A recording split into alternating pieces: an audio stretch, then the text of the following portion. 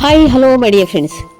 ఇద్దరు స్నేహితులు చిన్నప్పటి నుండి కలిసి ఉండడం, కలిసి వెళ్ళడం, కష్ట సుఖాలలో పాలు పంచుకోవడం, పెళ్లిళ్ళు అవ్వడం, పిల్లలు పెద్దవాళ్ళు అవ్వడం, ఇద్దరు మాత్రం ఎప్పుడు ఒక్కరిని విడిచి ఒకరు ఉండకపోవడం, ప్రతిరోజు సాయంత్రం కలిసి పిచ్చాపాటి మాట్లాడుకోవడం, దాదాపు 40 సంవత్సరాలు వెనక్కి తిరిగి చూస్తే వారి జీవితంలో సాధించింది ఏమీ లేదు.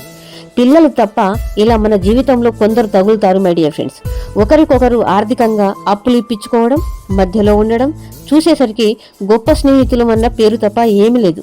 ఇంత పెద్ద జీవితంలో వారు ఒకరి బాధలు ఒకరు పంచుకున్నారే తప్ప డబ్బు సంపద గురించి ఒక్క రోజు కూడా ఉన్నతమైన జీవితం గురించి కానీ ఎప్పుడు మాట్లాడుకున్న పాపాన పోలేదు.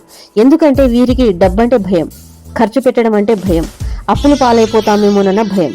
ఇలాంటి వారు విలువలకు ఎక్కువ ప్రాధాన్యతనిస్తారు మై డియర్ ఫ్రెండ్స్. మధ్యతరగతి నుండి పైకి ఎదగకుండా అలాగే ఉండిపోతారు.